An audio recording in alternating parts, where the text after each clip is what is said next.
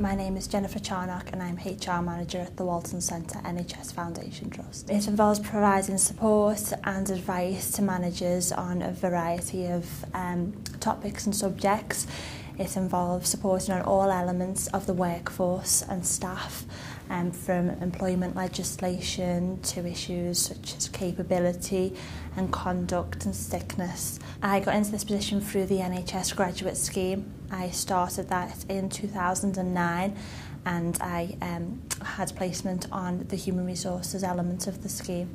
So my final placement was in the Walton Centre as HR Manager, and on graduation from the graduate scheme I was offered a permanent position in the same post. When I finished university, to be honest, I didn't really know what I wanted to do.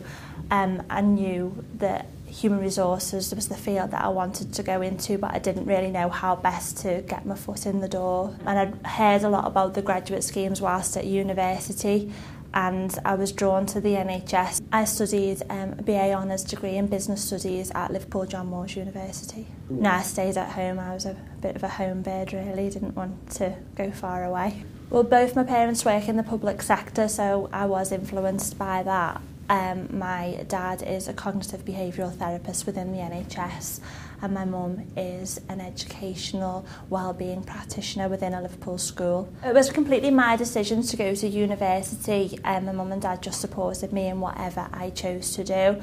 I was brought up, when I was at school, I wasn't one of those children that education come easy to. I had to really work hard, and those children at school that would just pass their exams and do really well without making an effort, they used to really frustrate me, and I used to think, oh, why aren't I like that?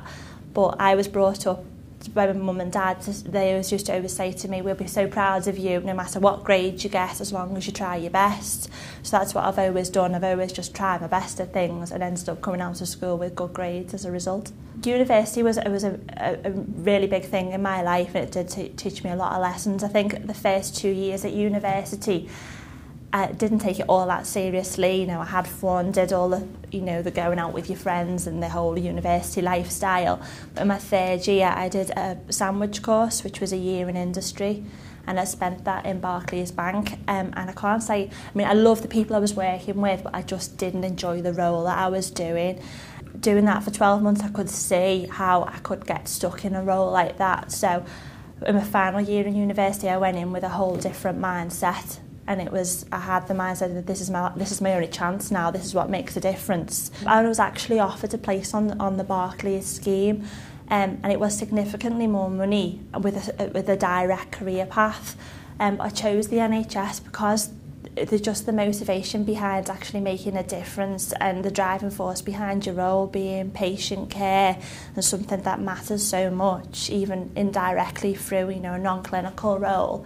Being able to impact on that, I just find that really motivating, and I get a lot of job satisfaction from that. There are sides to human resources which are not popular and they're not comfortable to do. At the moment with the budgetary cuts in the NHS, there is a lot of organisational change happening, which basically can mean a loss of jobs and lowering people's bandings, which is not comfortable.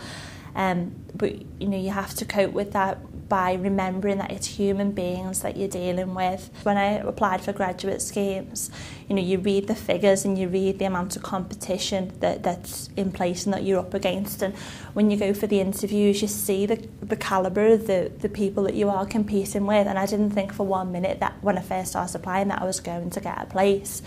I proved to myself that I can do it. I got a place on 2 graduate schemes and I've done well on the NHS graduate scheme, so I couldn't imagine myself in this role when I was in school.